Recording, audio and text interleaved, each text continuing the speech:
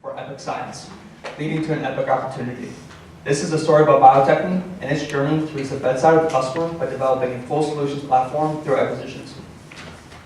Good evening, everybody. We're excited to be here representing University of Minnesota-Duluth. My name is Ryan Myers. With me is Andrew Seacrest, Mason Hemsey, Brennan Babcock, and Ryan Guimont. Bio-Techne has supplemented growth through acquisitions, generating revenue at a 5-year CAGR of 15.7%, doubling the top line since 2013. Management has offered guidance in 2023 and has expressed the ability to reach $1.2 billion in revenue through an addressable market greater than $10 billion. We have revised our original price target of $186 to account for new developments within Bio-Techne's quarter 2 results. Today, our buy recommendation reflects a 12-month price target of $210, implying a 10% upside. Our recommendation is based upon Bio-Techne's demonstrated ability to acquire companies which complement its existing business lines as well as provide entry into new markets. Bio-Techne's strong financial position, backed by favorable macro and industry tailwinds, will provide ample opportunity for the company to capitalize on in the future. The company began 43 years ago with foundations in hematology controls and calibrators. Longtime CEO Thomas Olin had been critical in building the business. However, he wasn't known to be very fond of change. A CEO in 2012 who refused to put a computer on his desk had been running the company the same way as he did a generation ago, almost entirely organically, unable to see the new growth opportunities within the industry. In 2013, a new management team was selected with a vision to lead Bio-Techne into high-growth ventures through acquisition. CEO Chuck Cummett has a history of successful M&A transactions, spending 24 years at 3M, acquiring 5 companies and expanding its international presence. At Thermo Fisher, Cummett continued to expand his knowledge of global business and life sciences, working alongside Bio-Techne's current CFO, Jim Hipple. Our conviction in Bio-Techne's management team is based on their strong track record of supporting strategic plans that generate long-term results. Bio-Techne has acquired 14 different companies since 2013, doubling its revenue and adding an additional $4 billion in market cap. We believe that Bio-Techne will continue to deliver, as executives are highly incentivized to generate organic revenue and meet operating income metrics. Bio-Techne operates through 2 different business segments: protein platforms and diagnostics and genomics, making up roughly 77% and 23% of revenue respectively. Currently, most of Bio-Techne's revenue comes from the United States at 57%, Europe at 28%, and Asia making up the rest at 15%. Many of Bio-Techne's acquisitions have reinvigorated growth for its high-margin business segments, providing the necessary funding for expansion into new markets. Bio-Techne's most recent acquisition of Exosome Diagnostics will allow the company to capitalize on its proprietary technology, the EPI test.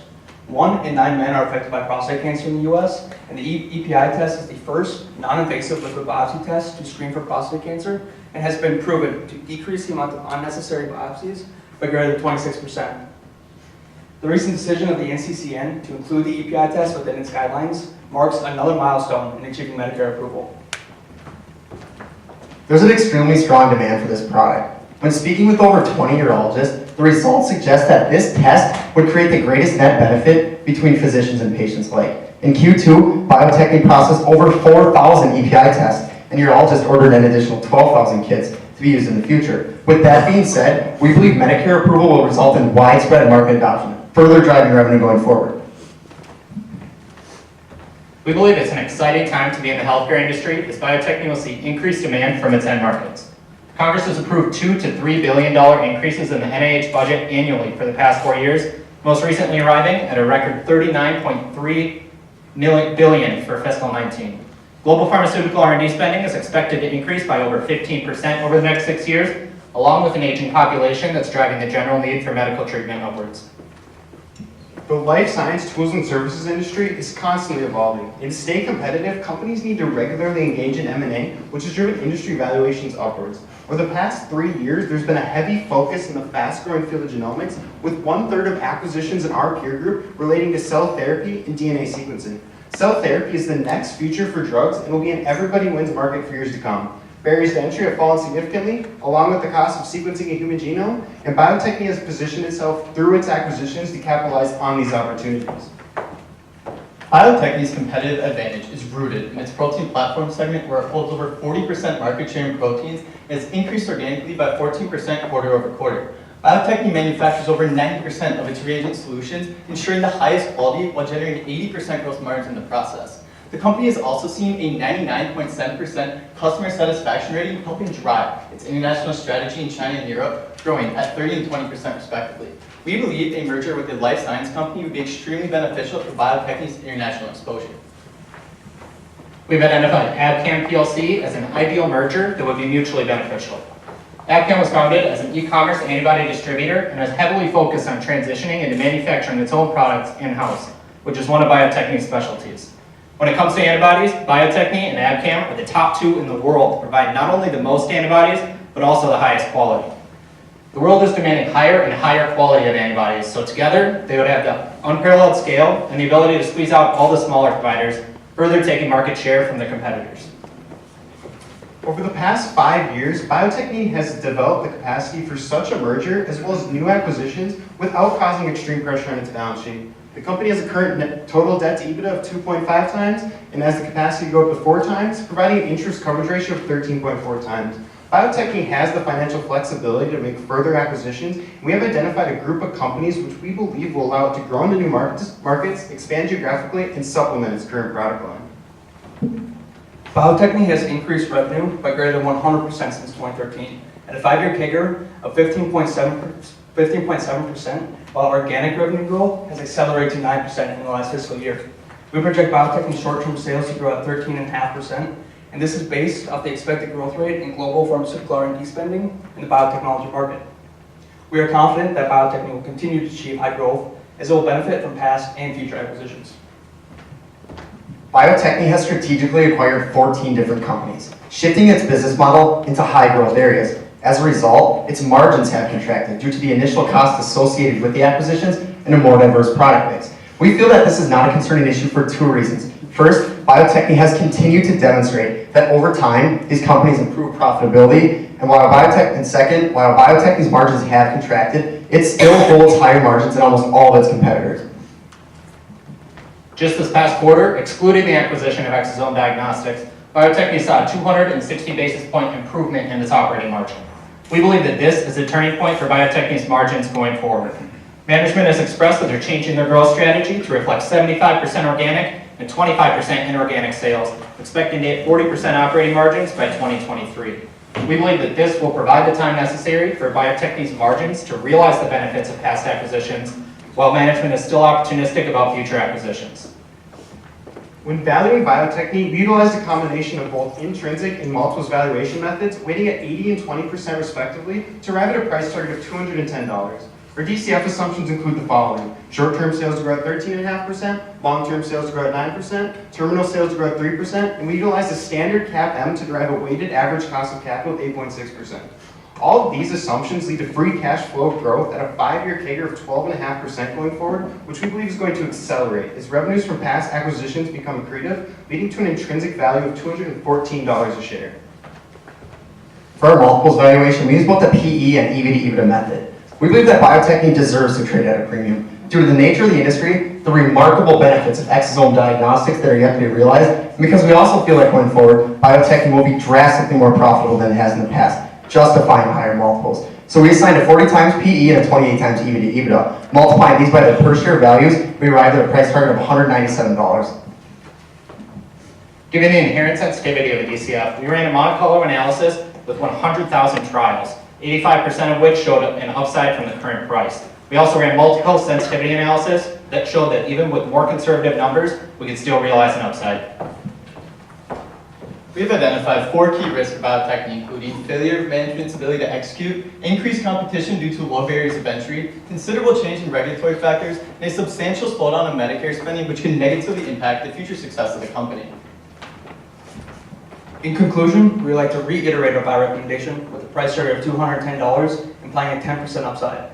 We believe that management's proven execution of acquisitions, its strong financial position, and favorable industry tailwinds position Bio-Techne for future growth. Investing in Bio-Techne is investing in the future of healthcare. We want to thank the judges and everybody else for coming out tonight, and we'd now like to open the floor for questions.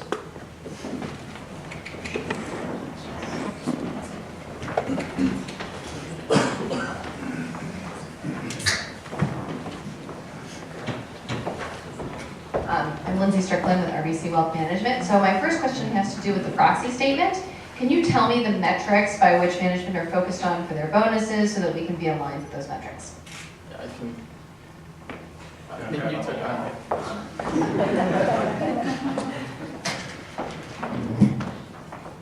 So, yeah, management, they're guided on three things. Their short-term sales, their long-term, they have long-term objectives, and what's their last one? But so yeah, they're guided on three things. And so that's how they're judging, that's what management goes off of. And so if they meet those operating metrics, and biotech doesn't necessarily list out exactly what they have to get, but those are the three objectives that they have to meet. If that helps. To add on to that, they're also based on their operating income, the levels that they produce there, and their organic revenue. What those numbers exactly are aren't stated in the proxy, but we do know that in fiscal 18, they reached 100% of their objective. Can you talk a little bit about the revenue recognition and how they get paid? So are they doing it on a consumables basis or on the diagnostics, subscription model, any of those details on how the company's getting paid? Yeah, I can touch on that. So for their revenue, they just recognize the revenue as they deliver the product, sell it to anyone. Really interesting thing about Biotechne is you can go on their website and you can buy a lot of their products just directly on their website, especially the more profitable ones. So it's very similar models such as Amazon with their new e-commerce platform that they just developed this last year, their digital solutions, which they've seen substantial site traffic growth in that. So their leading operating segment is the reagent solutions, generating roughly 66% of revenue, and that's their leading operating margins as well. Julie Gray, Columbia Threadneedle. I'm curious, I understand that they are posting very strong growth in China. What's driving this, and how do you see tariffs playing out into the, over the medium term for this company? I can address that. One thing that we believe that has continued to driving their revenue in China is a recent partnership with Micropoint, where they're supplying Micropoint with their analytical solution devices. And management's also stated that annually they'll be able to ship out over 100,000 consumables for those devices. So that's been a strong growth. I can touch on the tariff part. So management has obviously highlighted that because that's a concerning issue in today's economy, but they said that it would only be 1% of revenue, so nothing that would be too material on the company going forward.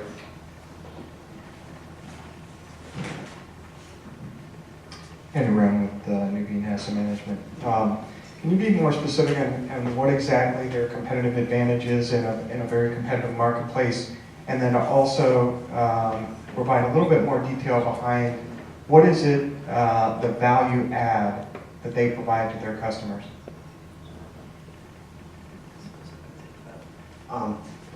So their competitive advantage is rooted in their protein platforms. They have one other competitor, which is a private company, where Biotechne, substantially outperforms them. They hold 40% of the market share in antibodies. And with their customers, they have established relationships with them. And given the nature of their business, their customers, they use antibodies at the root of everything they do, whether it's testing for a new pharmaceutical drug or testing for cancer. That's at the heart of what they do. And they're accustomed to using what Biotechne has because they provided it for them for the last 40-some years. So there's that long-standing relationship as well as what they sell to them is needed. So. Scott Upsala, Newfold. We saw margins falling in the last few years as they've made a lot of acquisitions and had integration and reorganization costs. You've got margins rising in the future, but you've also got to continue to make acquisitions. So I'm curious, why won't the past margin pressure show up in future acquisitions? Yeah, so they've substantially contracted over the last 5 years where they were heavily in acquisitions. They've done 14 acquisitions since 2013. Most of the costs go to their SG&A and their cost of goods sold, which has driven down those margins. But at the last investor day, they said that they're making that switch to a 75-25 organic, inorganic growth strategy, with 75% being organic growth. So we think that going forward that these margins are going to not only normalize but improve. Just this last quarter, they saw a 260 basis point improvement in their operating margins, excluding their most recent acquisition of Exosomes back in August. And they also saw an improvement in their gross margin. So we think that this is the time where Biotechne is going to rebound from those acquisitions. And while they still have the opportunistic mindset around future acquisitions, and then on top of that, what really drives their acquisitions and their growth is their protein platform segment, where they're seeing extremely high margins with that. So we think that going forward, that things will continue to normalize. Clem Na from Winslow Capital. Just want to clarify, is AppCam a partner or competitor of Biotechne? So AppCam is a competitor with Biotechne, to answer your question. And so we're suggesting that if they merge, they would hold a dominant share in antibodies, which Ryan touched on earlier is at the heart of every researcher's research. And so that's why we suggested AppCam for that. And we also believe that AppCam would be great for their international exposure, because AppCam gets 60% of the revenue foreign, and so 40% domestically. And so that's why we think that that'd be a great merger together. To further clarify, they're not actually partners right now, but we think that a partnership or some sort of merger with the two of them would be extremely beneficial for both companies. And then looks like consensus is expecting roughly 15% free cash flow margin for the current fiscal year. So that compares to 20 to 30% in the past 3 to 5 years. Do you think this is just a temporary dip, or it's more like a structural secular decline in free cash flow margin? Yeah, so with the free cash flow margin, we basically think it is decreasing, it is decreasing basically just because of their acquisitions. So they've made some very large acquisitions in the past few years. So we have those how we have them now is we have leveling out to where they are right now, and then increasing is the future as revenues from these past acquisitions do become accretive, because this last quarter and quarter two, as he stated, revenues are starting to become accretive for some of these past acquisitions, and as they shift to this 75-25 business model, we believe free cash flow is going to start to improve again. How are you factoring in the potential exosome approval, and what is your view of the timing of that and whether or not it gets Medicare approval? Management stated that they're expecting Medicare approval either in the later half of 2019 or the beginning of 2020. When that happens, we could see considerable reimbursement and then market-wide adoption for going forward. Yeah, so currently Exosomes isn't making any money at all, which is having a substantial impact on their margins. But they're seeing extreme demand for this. Not only are they getting new orders and stuff like that, but we actually talked to urologists and asked them, what sort of benefit would a product like this provide? And they said that they would make the switch in a heartbeat. A lot of them have heard of the test. And they also are saying that as soon as that Medicare approval comes, that they think that this is what they're going to use going forward. So they've grown, as you pointed out, quite a bit by acquisition. What's the multiple, the EV multiple that they've been paying for these acquisitions, and do you feel like that they've ever made a mistake? So all the acquisitions are public companies, so we don't know what the multiples is assigned to them. We know how much they pay for them. Their acquisitions range anywhere from $325 million all the way down to $7 million, with Exosomes being their largest one in this last recent quarter. So what they do is they'll invest a little bit into the company at first to see if this would be a good fit, and then they'll go out and further buy the company. And they've only had one example where they invested in a company that they didn't eventually end up buying. So all of their other ones, they haven't really lost money on. It takes a while for it to normalize, but they state that, and that's why we think they're able to get them at a fair price, because these companies aren't making money right away. So.